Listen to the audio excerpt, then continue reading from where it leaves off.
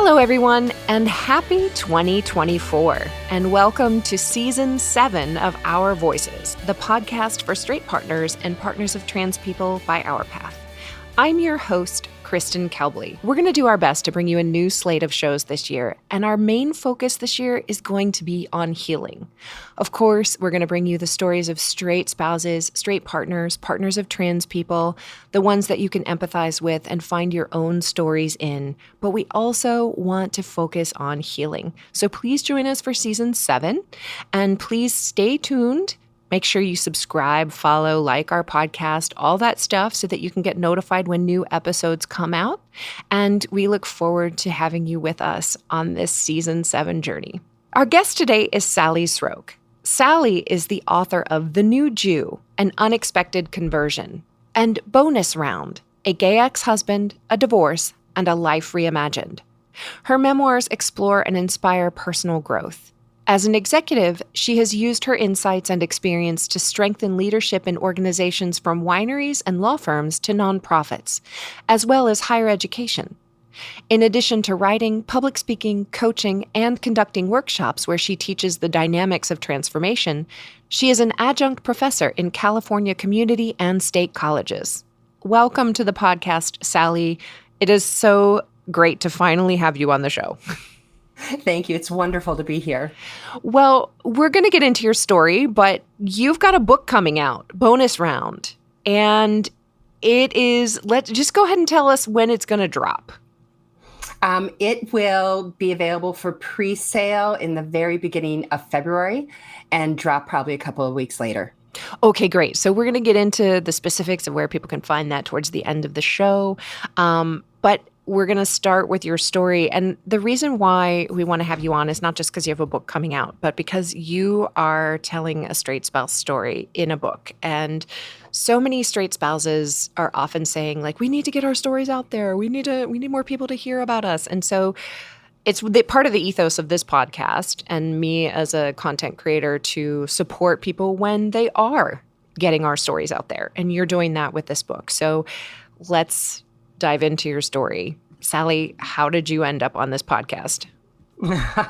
Like, what brought you here? I'm unabashedly stealing the opening question from one of my favorite podcasts, which is, how did you come to be on this podcast in this moment, basically? I love it. I would say, like, this is a club I never wanted to be part of, right? Mm-hmm. So I came to be on this podcast, first of all, through my story of finding out my husband is gay and then going through a long journey of healing and reinventing myself. And then slowly getting involved with Our Path. Actually, I was just about to publish and I contacted Our Path and started doing marketing for Our Path and realized, wait, I haven't fully told my story. I glossed over the true agony and complicated journey that one goes on when they find out their spouse is gay. Mm. And so I spent the next year and a half rewriting my manuscript. And now I'm really even prouder of what I wrote, I should say. And I'm ready to put it out there and be of service to others who are on the similar journey. Mm. Well, since you brought that up, before we get into the nitty-gritty of your story, what would you say was missing from your first manuscript, your first pass at telling your story of being married to a closeted gay man? You know, it's interesting. I realized I was protecting my former husband, which is so, it echoes what I did in the divorce too. You know, looked out for him. And I think many people experience that. They find, you had a wonderful guest on that talked about where is my parade? Mm-hmm. You know, all the emphasis and all the focus goes on the gay spouse and how courageous they are. Mm-hmm. And I was very focused on keeping our family together and finding the positives in this change in our family and doing my own private healing. So when I wrote the manuscript, I found myself like his face was in my mind a lot. And I didn't want to make the story about, the story was really focused on my transformation. And I realized the real story, I mean, a big part of the story, not the only story, a big part of the story is what it was like to find out, what it was really like to find out my husband was gay. And keep in mind, this was almost 20 years ago. Mm. So I was amazed at the pain that came up in really exploring that. And so the second part of why I didn't deeply explore it, I think, was to protect myself. It's hard to, writing memoirs takes courage to live your story all over again if you're really writing it that way, if you're really going deep into it. Mm-hmm. And that's what I knew I needed to do. And and the reason was, seriously, was knowing the people that follow our path and are on this journey. It's like, I can't write this story halfway. They're going through this and I have to meet them where they are and let them know it'll be okay on the other side. But they can't know that unless they really accept the pain they're in the moment. And so I had to accept mine. Oh, wow. Wow. Yeah, I wanted to take a moment on that. That is so much a part of this journey, I think, is accepting being in pain. Right. And I'm a person that has tended to gloss over my pain. I can get into my years of therapy of where that comes from. But, if there wasn't a lot of room for that in my household, it was be sunny, be positive, and I was rewarded for that. And not that, believe me, I wasn't sunny and positive in my divorce, but my suffering was very private. I would be driving down the road and just pull over and sob uncontrollably. And I had a inner circle, a cadre of close friends and family that I would really talk with about it, which, is appropriate. Mm-hmm. But I think I really buried a lot of it and had to, for myself and for my readers, I really had to be honest about what it's like to go through it, because it is a unique experience. Divorce is a bummer no matter what. I mean, you're and like I said, a club you don't want to belong to. No one goes into marriage wanting to get divorced. But a divorce for this reason is a different story. So yeah, that's why I went deeper. Well, I've read your manuscript and we'll get into that in a little bit later, but it's the depth that you go into in terms of what it's actually like to make that discovery and all of the feelings that you grapple with around it, the sort of the confusion that, like, you can even see you grappling in real time with the disclosure in the manuscript, which is so, it captures such a complicated experience that people just don't really understand unless you've lived it. So let's jump into it. How did you get into your marriage, and how long were you in it before, and what was it like? And then how long were you in it before things started to maybe go wobbly? Yeah, I appreciate that question, because it isn't simple. I really believe we marry the person we need at that moment in time. And he was exactly who I needed in that moment in time. I met Michael when I moved to New York. I'm from the Midwest. I picked up and moved to New York City and worked in the fashion industry and had stars in my eyes. I wanted a large life. And a year later, along came Michael, a native Manhattanite, a lot of style, a large circle of friends and a large life, and very loving and adoring of me, and vice versa.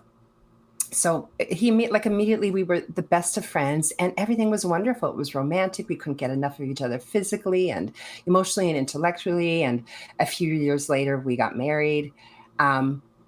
So there weren't really any signs there. And he wasn't super masculine, which is what I loved about him. Do you remember the term metrosexual? I do. Absolutely. I think that helped a lot of closeted gay people. It probably did give some cover to a lot of closeted gay men. Mm-hmm. Yeah. Mm-hmm. And he really, and I believe this to this day, did not know he was gay when he got married. There are situations where men know and they make the choices they make to integrate with someone else's life and take them along for the ride. That's not what Michael did. So I'm going to push back on that because everybody. Yeah. So here's what every voice listening screamed out at that moment. Oh, they know. Right. So, and of course, we can never be in our spouse's heads. We don't know the truth of their experience from their perspective. I'll tell you just sort of anecdotally from my perspective doing this podcast is it does seem like women, closeted lesbians, have a more delayed realization that they come to it later in life. But that men, gay men, I mean, they've had oftentimes same-sex attraction around puberty, like that there's been something tipping them off. So when you say he didn't know he was gay, what do you really mean by that? Do you mean like he had never had a same-sex attraction from your suspicion, I guess, or your intuition that he'd never had a same-sex attraction before you were married, or that he maybe just put it in some compartment and never really took it out and unpacked it and realized that that meant that he was gay? Like, what does that mean to you when you say he didn't know he was gay before we were married? Thank you for getting granular on that question. Yeah, sorry, had to. So, no, it's very important. He and I have talked about it at length. And to your point, I can only accept what he tells me. Yeah. He had same-sex attraction in puberty, as a kid. In his family, it wasn't an option. Yeah. And with reasons I won't even get into. I think some of it's in the book. So he, and then he said he never had a physical interaction with a man. And never experimented in college. And then he said, and then when he met me, any doubt he had went away. That's what he had told me. Okay. Got it. Yes. And then as time went on, he couldn't suppress it anymore. Right. Yeah. Okay, that makes so much more sense. So, yeah. Okay. So now we have that perspective. So you're married, you're in New York, you're having a whirlwind romance. And the other thing too is, when sometimes, and I'll just make this comment, is that some people do report that they have a robust and healthy sex life with their partner. Oh, yes. And that, obfuscates things. It's, it's different when there's just sex is difficult from the beginning. And then that kind of, might be some indication, but if sex and intimacy is robust or healthy even, then it can be, it's a different experience. I'll just put it that way. Okay, right. So you're doing this thing in New York, which sounds lovely. It sounds wonderful, and you get married.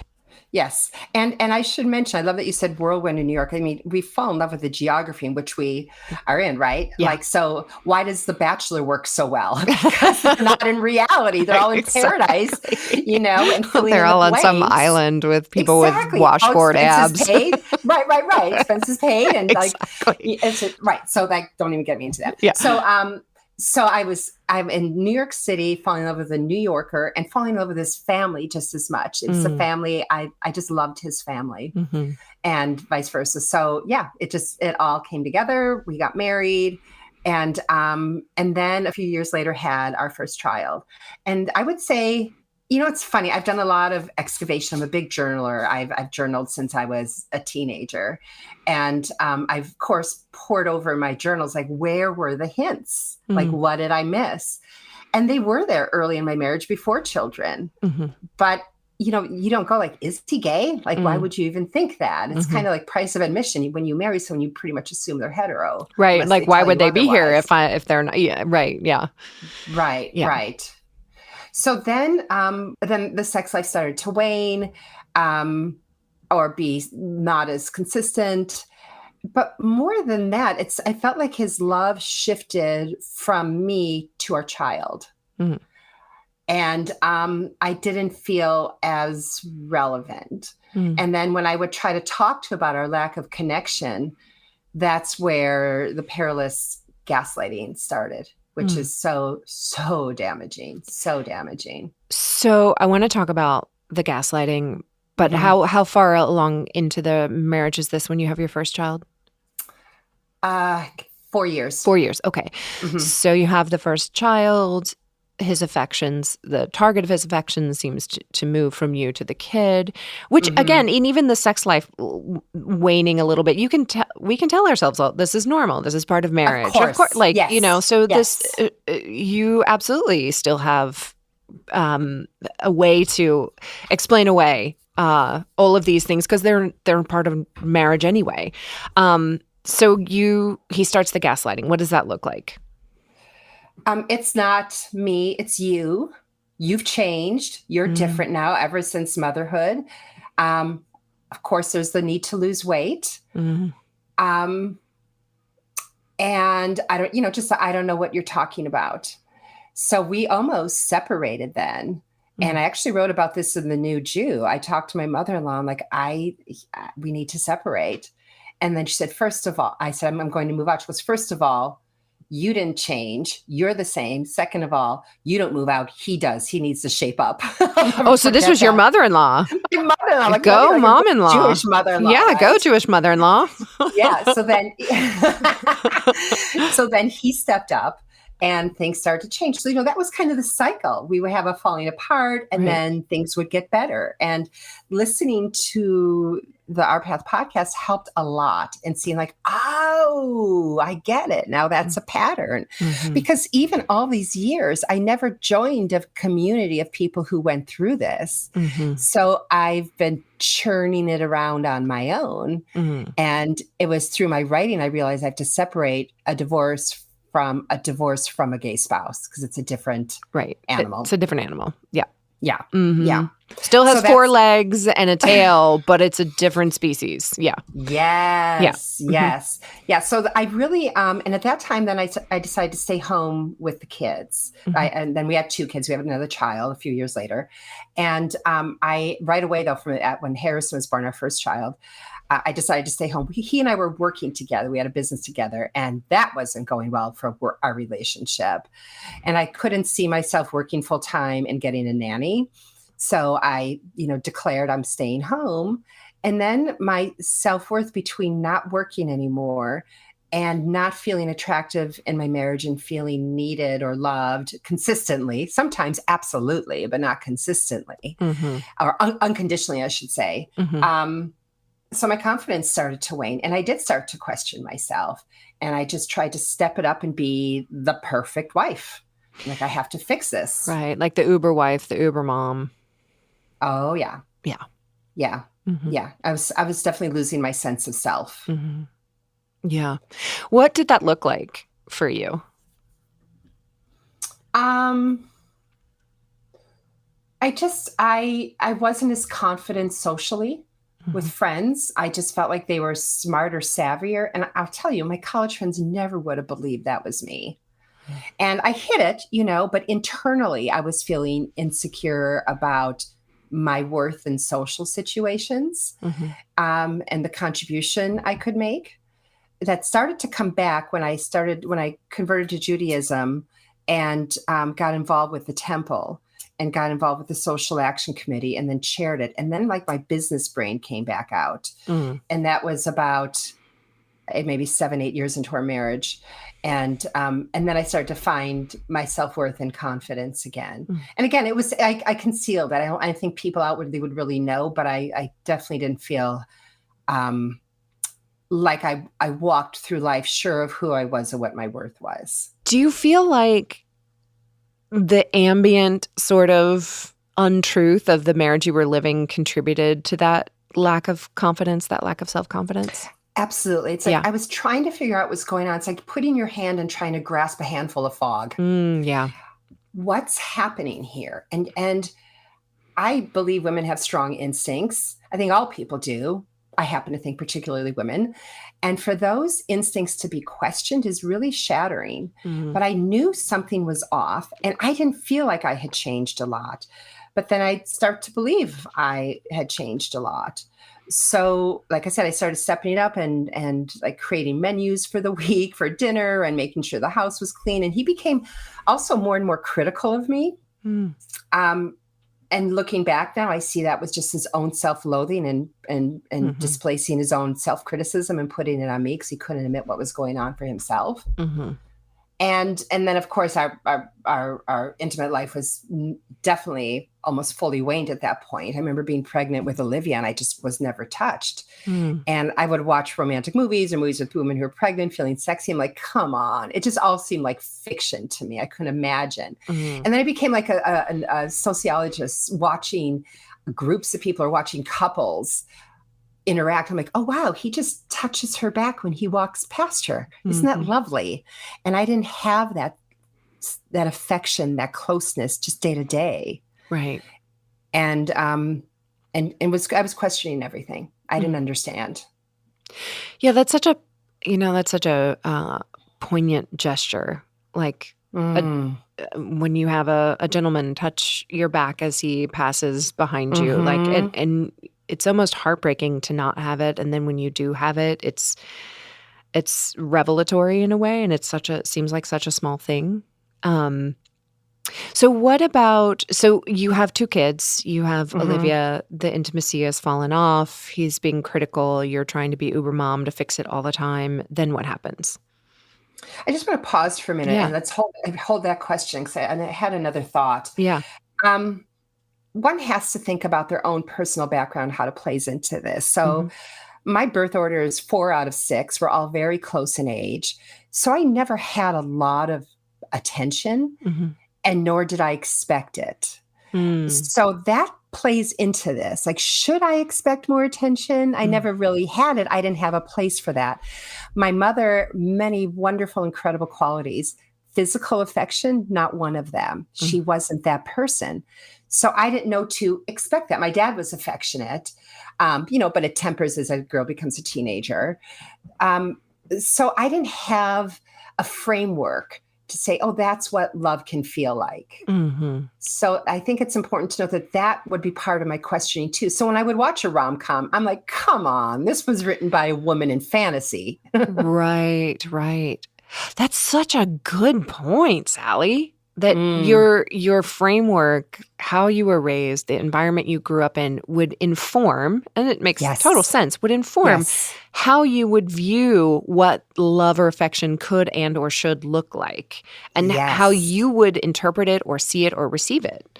So like it all would come through that filter. So one person might do the exact same gesture in meaning affection, and the other person, and one person would receive it as affection and the other person would not recognize that as affection. And then it informs what we're willing and not willing to basically stay for. Yes. And here's another little nugget about background. So through a great amount of therapy, which I highly recommend to everyone if they can do it, especially the right therapist that asks the tough questions that gets into childhood. I've come to see that ever since being a young girl, I have felt preyed upon by men. So how wonderful and safe is it to be with a gay man who doesn't make you feel preyed upon? Right. So I'm not saying I made a big mistake or I own the fact that he was gay and I didn't discover it, but it would explain my comfort level. Right.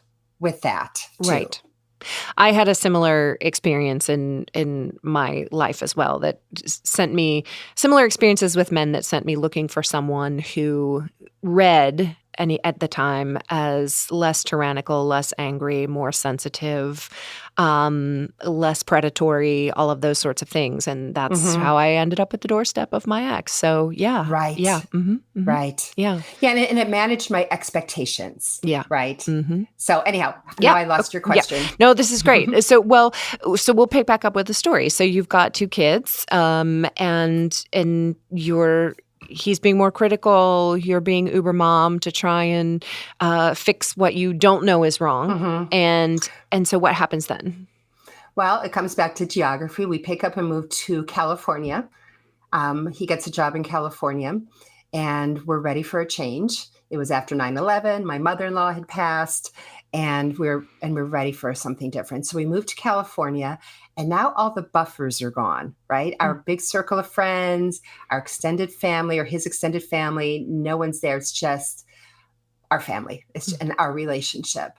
And then it became really tough. It was harder to disguise our growing distance, and even sometimes it was growing into contempt. We went to marriage counseling. I remember a therapist saying to us, when you reach the point of contempt, it's hard to come back. And I thought, we may have reached that point.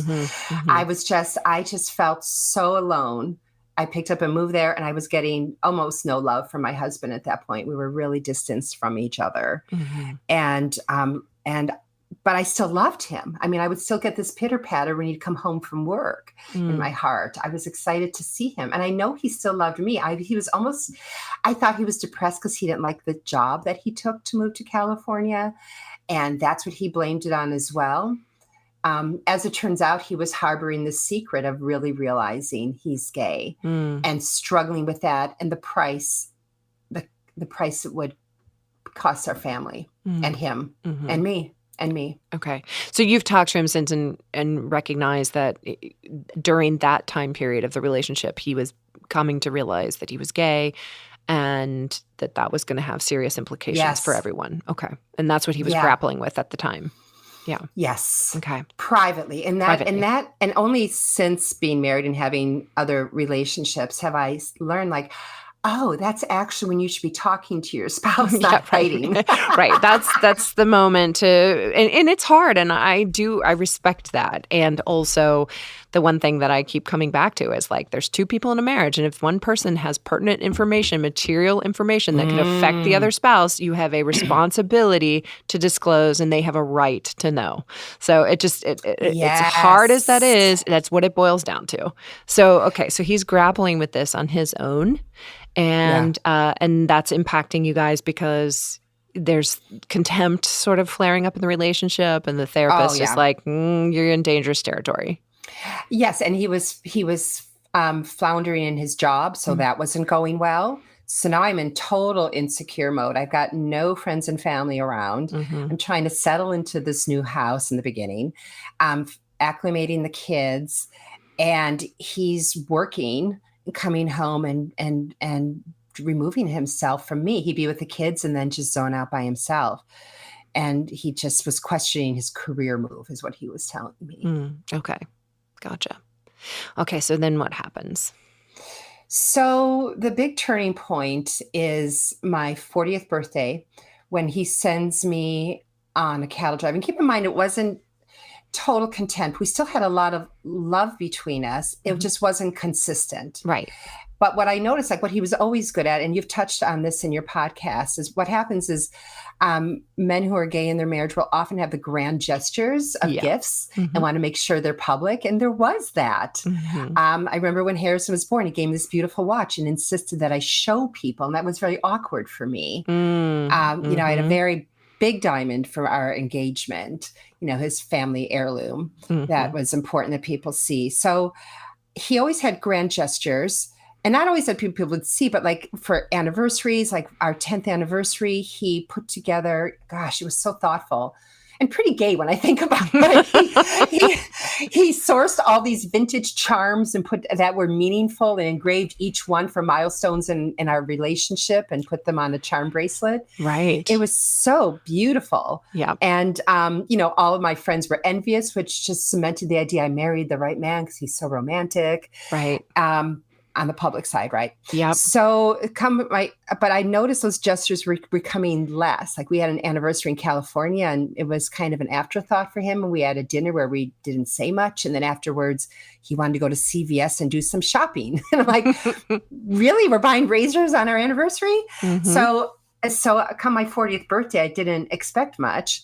And he did have a really great way of knowing my needs. Like he really knew me, and that's the loss in our divorce too. Like to this day, I don't think anyone has known me the way he knows me and really cared about my interests. I started writing seriously because of him. He enrolled me in my first writing class.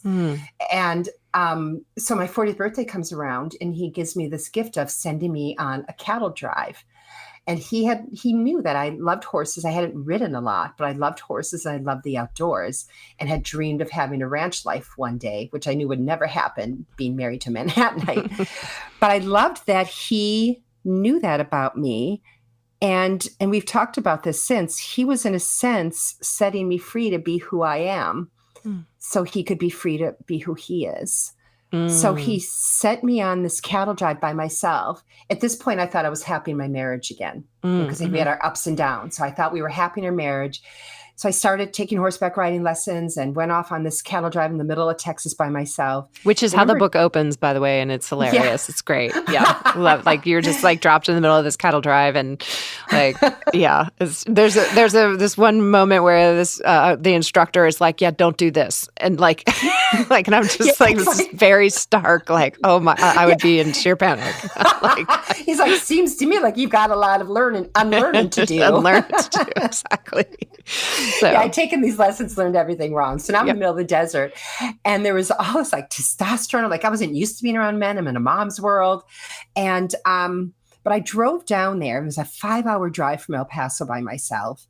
And silly me, I packed like one CD and there was no reception. So I was there with my thoughts and I just was like forlorn. I felt so far away from my family. I just did not want to be there by myself in the middle of the desert doing this weird thing, this cattle drive. So I went in just missing my family desperately, and there was no cell service there really. So I was really isolated and lonely and out of place.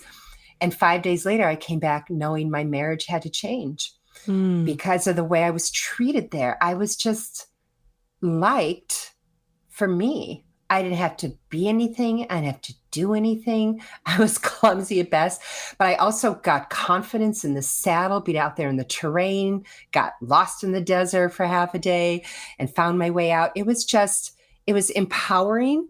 But what really struck me was the kindness of men. And I realized there's something really fundamentally missing in my marriage. Right. And then came back, and I was a different woman when I came back to those 5 days. I was more confident, and my marriage was more under a microscope from a place of confidence, not of self-questioning. Mm-hmm.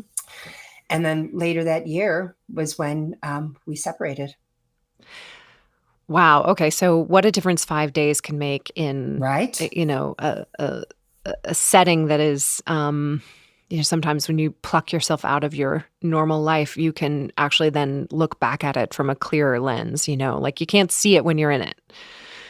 I didn't realize until this conversation how much geography plays a story in this story. It's plays huge. A role in this story, right? From New York. Yeah. From me displacing myself in New York and being this Midwestern girl I was totally confident in the Midwest, but New York, wow, like you're in the big league. Right. And I was in the big league in fashion, working in couture at the end. Like I kept stretching myself. Mm-hmm. But then California, gone with the buffers. And now no buffers in the middle of the desert in this foreign land. Right. Wow. That's tremendous. I love the metaphor that geography runs through your story like that, and that it foretells different transformation moments, like different it's really interesting. So you say by the end of the year then you were separated. So what were you came back from the cattle drive, did you sit Michael down and say, all right, this has to change, or what happened? It's funny. I didn't sit down with him right away. It was my kind of like he had his secret in his back pocket as he was figuring out who he was. I was privately figuring out who I was, which was an interesting reaction. But I don't think I felt emotionally secure in the relationship to talk about that, because the response is always, it's you. Mm-hmm. I also came back to a lot of love. Michael had been without me for 5 days with the kids alone. Mm-hmm. And that's actually when I started writing my first book, because when I was away, he said, I met some friends who were fascinated by your conversion. You should write a book about them. Like, what are you talking about? I don't write books. He's like, well, you should give it a try. So then I started pouring myself into that writing, and everything seemed pretty good. But then they started to wane again. There was that love, not love bombing, but there's that resurgence of love having been away. And I came back feeling very whole. And I think that fed into the health of the marriage. Mm-hmm. So then as time progressed and we got into the summer, things were getting difficult in our marriage again. And I always thought it was like an ebb and flow, and that was the natural course of marriage. And then I had dinner with a dear friend, and I was talking to her about my marriage, and she just paused and said, Sally, I just want you to be happy. And that was like a gift from a close friend to say that, because I hadn't realized I was unhappy. Isn't that funny? I thought there were moments in my marriage or phases in my marriage that were unhappy, but I hadn't realized the continuum, the thread was unhappiness. I didn't realize that was my baseline. And that really hit me. And I talked with Michael about it, and he didn't really seem to know what I was saying. And then we were going back, he kind of deflected. And then he was working on his own business at that time and was focused on that. So we were all set to go to Wisconsin, where I'm from, for an annual trip. And he hadn't joined us for the last couple of years. He begged off because of work and also because it's camping and he's not a camper. Mm-hmm. So the kids had begged him, please come this year, Dad. So he was going to come with us. And then I believe it was the day before, he said, maybe it was a couple of days before, he said, I'm not going with you to Wisconsin. And I just couldn't believe it. I couldn't believe he wasn't joining us. And the kids were so upset, particularly my youngest. And then I sat down with him privately in our little office. And I said, and I had been working with a therapist at this point, and I said, I am very clear you love the children. And I'm very clear that you love family life. I'm not clear that you love me. And I said, we've been in this for 14 years. I can't do another 40 like this. So we're going to go on this trip. And when we come back, you need to tell me what's going on. And whatever it is, we will figure it out. But you got to talk to me. And I don't know where that courage came from, except for my own self-worth, that I deserved. I remember a therapist saying, you deserve to be loved and adored and touched. And that hadn't occurred to me, again, going back to my childhood, that I deserved that. So it was a tough trip to Wisconsin. And then when I came back, he was so happy to see us, but he wasn't himself. And he put the kids to bed. I said, let's talk. And he said, no, I'm really tired. And I said, no, we need to talk now. I can't wait another minute. I remember he kissed me, hello. And I felt like it was a brotherly kiss. I'm like, that's it. We got to have this talk. Like, I want to be embraced, especially now. I mean, I should back up. When I went back to Wisconsin, I was really acutely watching my siblings in there and their spouses. Like, they're so loving to each other. How did I miss that? And particularly one couple. And I thought, I want that. And they had been married longer, 10 years longer than we'd been married. So there were no excuses at this point. And we sat down and I pulled it out of him. He didn't disclose it. I finally said, is it that you're gay? And because at that point I had been questioning. I'd been journaling on and I had been questioning. And I'd asked him, I've kind of fast forward, I'd asked him a couple of times, are you gay? Are you questioning your sexuality? And the answer was an adamant no. And how could you possibly say that? I mean, people have said that to me and I can't believe you of all people. Like, it just, there was a belligerence in the response. Yeah. I was punished for it. Yep. So how can I ever ask that again? Yep. And so I was absolutely shut down. Yeah. And I just want to give myself credit, which is something I've learned to do over time. The courage it took to ask the question and answer it myself. I hadn't worked in 10 years at this point. We weren't financially secure. I didn't have a large support network around me, but I was so married to the truth. I missed myself. I missed knowing who I am. And I wanted that back desperately. And I trusted I would figure it out. Yeah. Wow. I mean, it just like, it's like this force inside of you that just keeps pulling you towards authenticity. Yeah. It's true. It's true. So you ask him this time, and what does he say? He broke down and cried. Yeah. And he said yes. And we both just collapsed and cried. And he, in retrospect, said, your crying was relief. I said, yeah, I was relieved to finally know what's going on.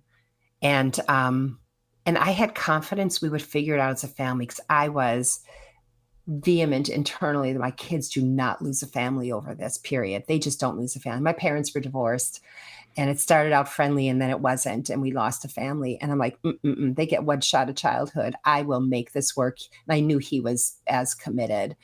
But yeah, the initial reaction was absolute tears. And then he told me the reason he couldn't go to Wisconsin is because he had just started to really absorb the idea that he's gay. And he spent the entire time crying in bed because he knew I can cry even now after all these years. And he said, I knew it was going to hurt you.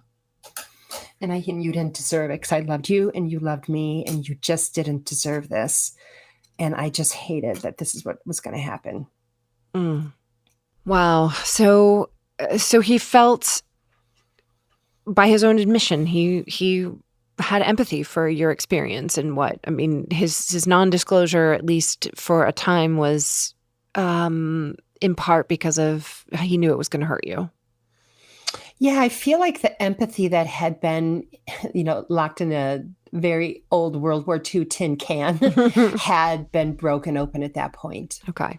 Yeah. And then he was more present to me consistently in our divorce and our relationship afterwards than he was able to in marriage. So after the disclosure happens and you're basically saying together, we're not going to break up the family over this. What did that look like? Did that say, okay, we're going to stay in a mixed orientation marriage? Did that say, well, we both know, but we're not telling anybody else. We'll just be in the closet together? Was that okay, but you can date other people? What did that look like going forward? Mixed orientation marriage was never an option for me, and I never asked if it was an option for him. Okay. It just absolutely wasn't an option. I wanted a full life. I wanted to be fully loved, and I wanted to be in a relationship where I felt whole. And if it was a relationship with myself only, that would make me whole. Okay. So that wasn't an option. Our conversation was about when and how. Okay. So it's interesting. At that point, our journeys were coordinated but separate. It's almost like we took an exit and we were taking parallel roads. It's like, where are you in your marker? Where are you in yours, sort of thing. We were together in what we're going to do with the family, but Michael, he was now openly gay. And my first reaction, Kristen, was to look out for him. So I called a friend of mine who I knew had come out in his marriage and created a new life. I set him up to talk with Michael. They went out to dinner. It's like, it's crazy. Wow. Okay. So you were like coordinating his coming out. And I was caretaking him. Yeah, you were caretaking care of him. Yeah. Absolutely. Yeah. I think I was so relieved. Yeah.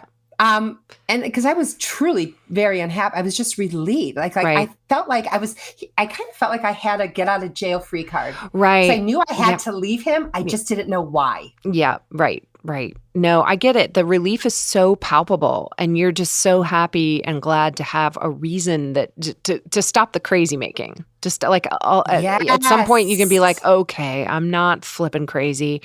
I can put down all the ruminating and wondering, and like just to have an answer is so it's so freeing. So I can see that there would be like almost an ebullience. I mean, I remember at one point I was almost in my mind going, please let my ex be gay. Just please. It would explain everything. And we'll figure it out from there. But please let that be the reason. I was hoping for that. So, so I get that after the disclosure, you would just be like, all right, and as women, I think not some men do this too sometimes, but as women, we're the support system in so many ways of our families. And so we just jump into like, let me put the support structure under you mode. Yes. And I had my power back, right? So I feel like I pulled the curtain back at the Wizard of Oz, and it's just some guy with levers. Like he didn't have this power anymore to make me feel insecure. Right. And I just I know who I am. Yeah. And I've got myself back. And that made me so happy. It made me feel whole. And I felt for him. I loved him. I felt for him because my identity hadn't changed. It came back. His is a whole new identity that had been hidden. And I also needed him to feel good about himself, to be a good, happy dad, right? So, but I was out of authentic love for him. So we went to therapy together, and they helped us coordinate how to talk to the kids and when. We didn't do it immediately. I remember Harrison was going off to his first sleepaway camp, and we didn't want him to know beforehand. And we didn't want to tell him right after to associate I go away and I come back and my family's falling apart. Because this was in August, I remember. And so we wanted to wait till after the school year started. So I felt like I was like laying the groundwork for the family, getting everything. I remember buying picture books about gay couples. So they started to get a feel for that. And then I talked to the teachers to let them know in the first few months, we're going to tell our kids we're getting a divorce. They're not going to know right away why. So I'm not going to get into that now. So just so you know, so I just tried to smooth the path as much as I could to prepare the landscape. And then, and so we told them into the school year, we decided not to tell them it's because dad's gay. And that came from a therapist because Michael still was uncomfortable with himself. And I felt strongly that's Michael's news to deliver. I'm not getting in that conversation with them. It's not a family thing. It's a Michael thing. So it was probably, I've dealt with death since this, but this was still the most devastating moment of my life to tell my kids. It was heart-wrenching. It was horrible. It was horrible to know that from now on, their lives are forever changed. And then I started getting pissed. I started getting really pissed at Michael that he did this. I'm sitting here taking equal blame. And I felt like I was the victim of a carjacking. And I'm telling the kids and the carjacker sitting next to me. And it's my fault. Interesting. Yeah. Right. Yeah. Right. Yeah. So, okay. So you divorced and you guys co-parented pretty successfully for quite a long time, right? Yeah. For their entire childhood. For their entire childhood. And as we talked about in the beginning, you started writing. When did you decide to start writing your second memoir, which is bonus round? About this. Right. So it's funny you should ask that because when I was writing when I was writing The New Jew, Harrison said to me, "Mom, just do me a favor, never write about this." So I thought I never would. And I started writing this, years ago, actually. I was probably about 67 years ago. I started writing this book, maybe even more. And I talked with Harrison about it. I said, yeah, I think you should write this book. So he came around.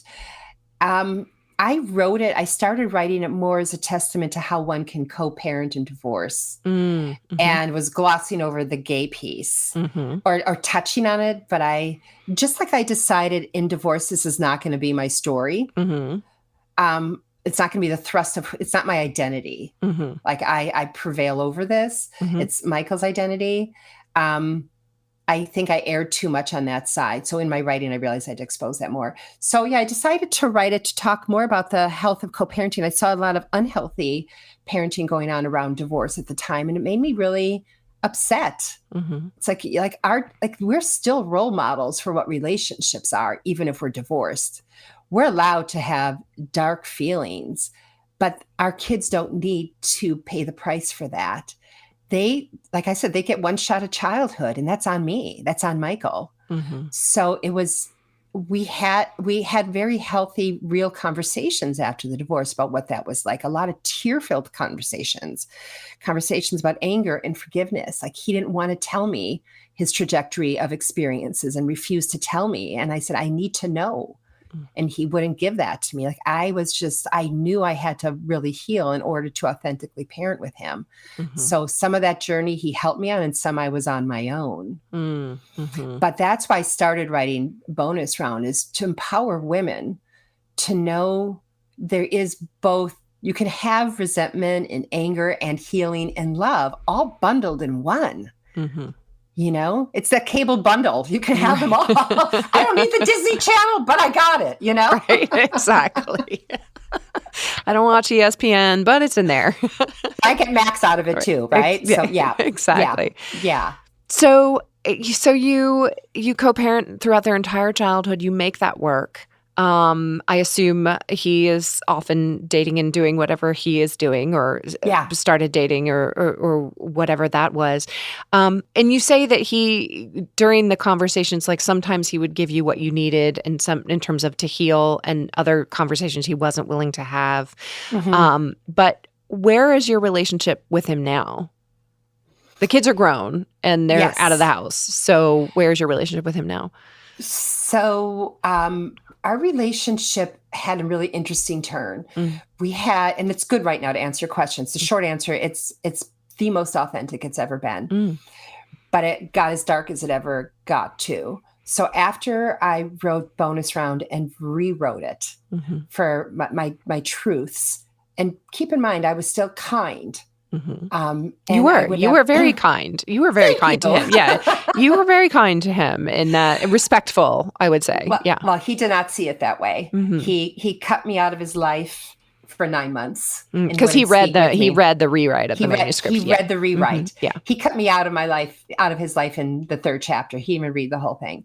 And then when he finished it, I heard through the kids that he remained so. And I was shocked and despondent and heartbroken all over again. Absolutely heartbroken. I can say it nicely now, but I was really brought to my knees all over again. That, oh my God, he did it again. Like, how does this happen? And I realized he didn't want my truth. And it was, and then I got upset because then he got the kids involved. He immediately talked with the kids and told them how upset he was. And they hadn't read the manuscript yet. To this day, Olivia hasn't read it. Harrison has. And gave me wonderful notes on it and was very supportive of it and said, I think it's about time our family talk about this truth. And not that we didn't talk about Michael being gay, but he said Dad never really had a deep conversation about it and asked him what it was like for him. And so he appreciated the manuscript. Michael cut me out of his life for 9 months. And it was when we ran into each other that we started talking. It wasn't going well. He just did not want this manuscript published, wanted his name changed. And so I polled people who've read it, and they're like, because, I start to question myself again, but I knew I was kind, but I also know he's not my audience. And I don't owe him that. This is my story. This is my story. And this is many people's story, and it needs to be told. And if he's uncomfortable with that, I wish him well in his healing. That's not my journey. Wow. Okay. If he's uncomfortable with that, I wish him well in his healing. Like, way to just take the onus of the healing and put it right back where it belongs. Like, yeah, I mean, what is it is it Anne Lamott that said something like, if people didn't want you to write about them, they should have behaved better or something like that. I mean, I realize that door swings, if anybody, God forbid, my ex ever decided to write a memoir, about me, but yeah, I mean, that's the other thing too, is people are constantly from the outside of this experience saying to straight spouses, well, it's their secret, it's their life, it's their sexuality, they get to, but it's 100%, your experience of your own life is 100% yours, and you get to own that and tell that. Like, they have their story, but you get your story too. You get your life too. You get to consider the impacts of telling and sharing that story and telling it, but that's not outing somebody maliciously. No. And it's also people, you know what? No matter what anybody's sexuality is, people can behave like jerks. You're not automatically immune from treating the people in your life badly because you have this burden. We have to stop making excuses for people who treat the other people around them badly because they are in straits.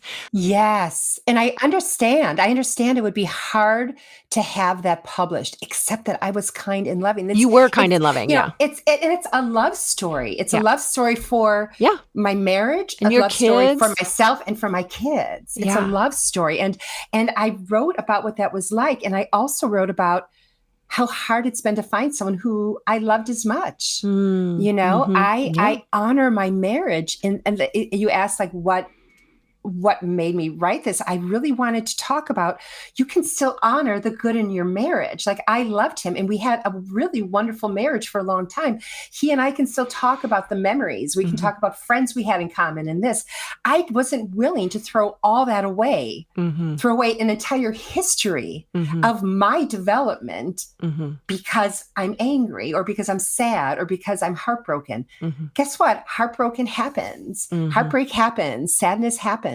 And I can still honor that I was loved. There's a scene in the book where I'm out with a friend, playfully in San Diego, and, these men there flirting around. And I just thought, ooh, I had the real thing. I don't want this.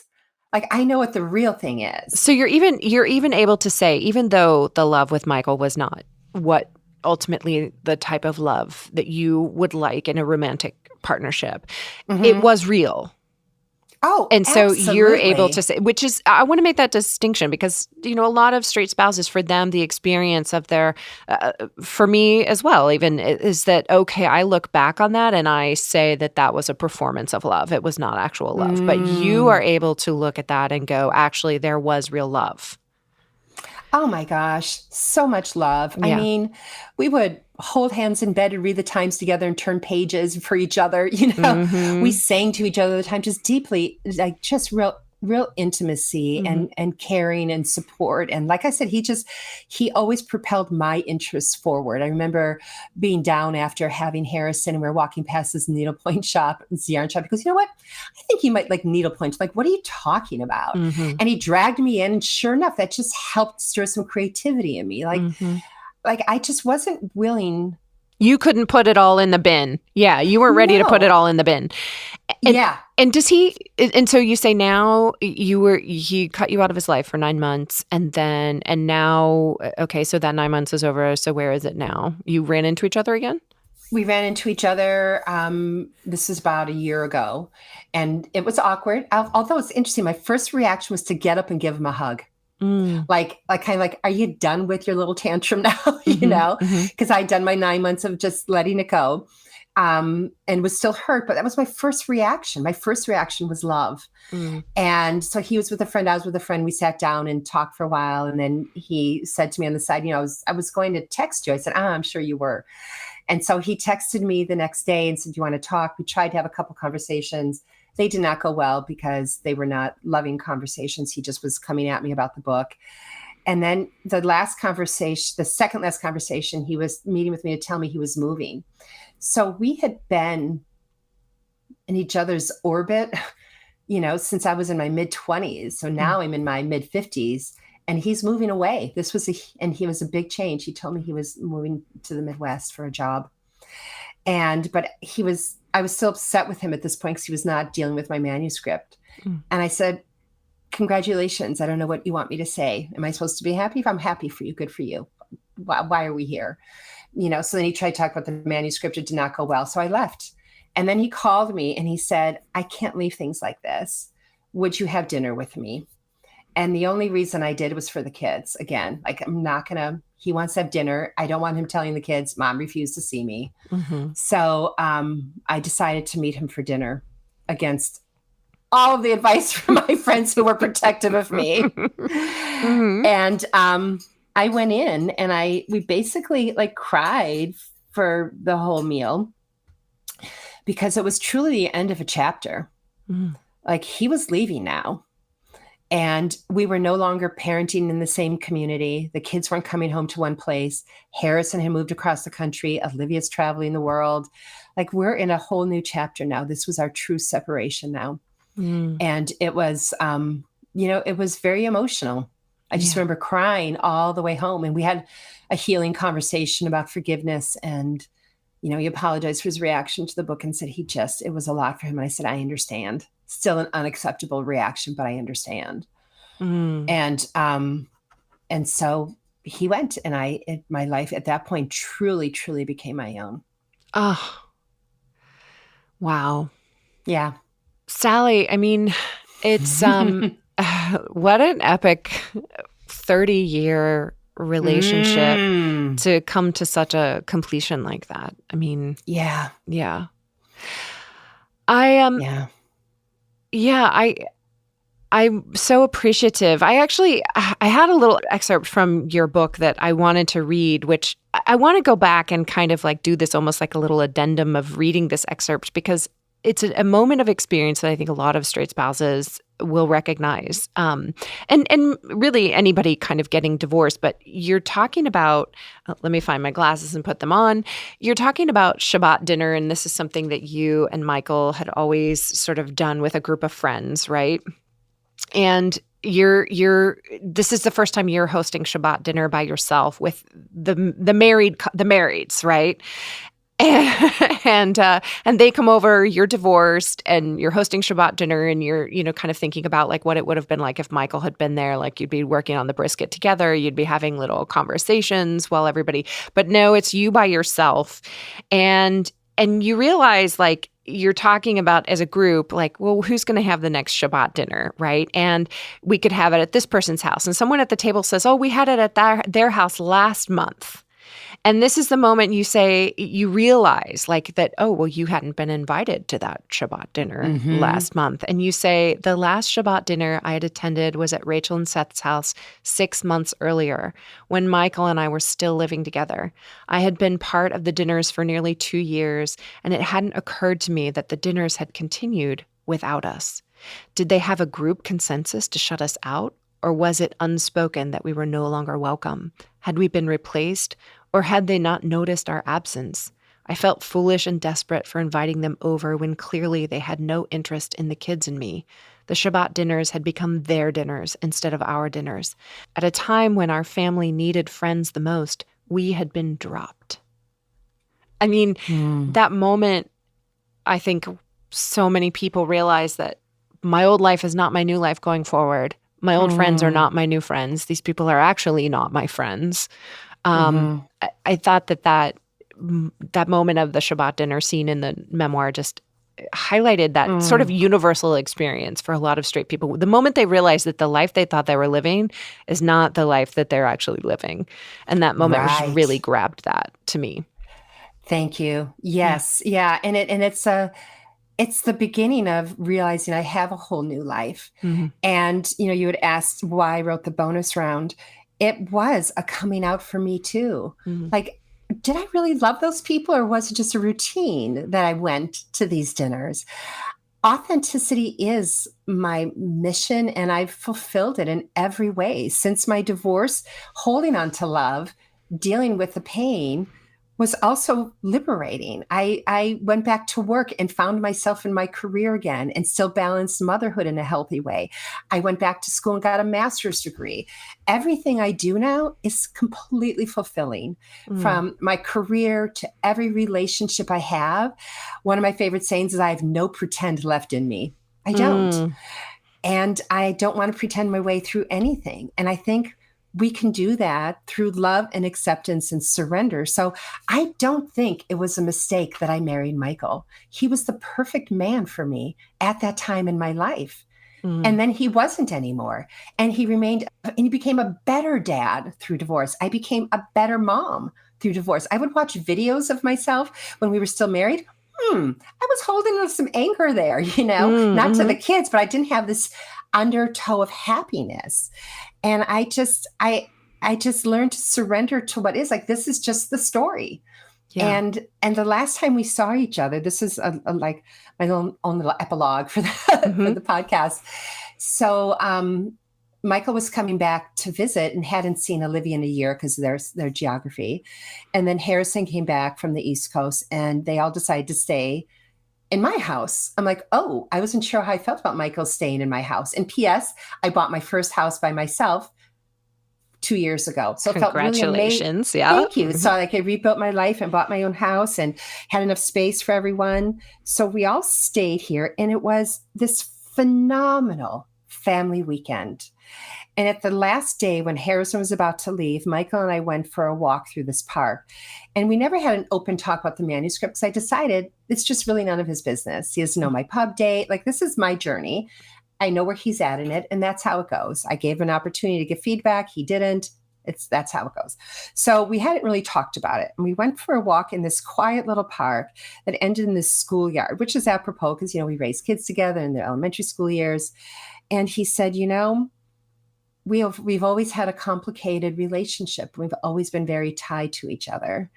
And I just want to let you know, I am so deeply sorry for everything that happened. And he just started crying. And he's not a crier. He said, I just love you.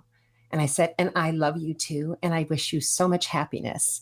And I think we're each finding ours. I don't know what to say. I'm so glad that you got that acknowledgement. It's not something that a lot of straight spouses get. So it's wonderful. It took a long time. Mm. Like it took 30 years to get that, but it's beautiful that you got that. Yeah, and he had apologized through the years, but not like this. When he read my story, I think he really understood. And it wasn't a blame thing. It's just the story. Yeah. We all have our stories where Yeah. everyone's living their story. And that's just our story and my story.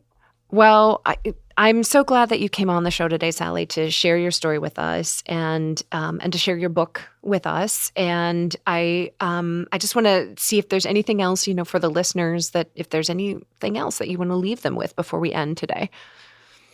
No, I just want to applaud every courageous person who's on their journey of transformation. It's work. Yeah. It's work, but you're not alone in it. And there is so much beauty in the process and in the result too. Yeah. Well, Sally, thank you so much for coming on the show today. Where can people find your book and your website and all of that? Where can they go? Wonderful. So my website is www.sallysrok.com. My author name and my name.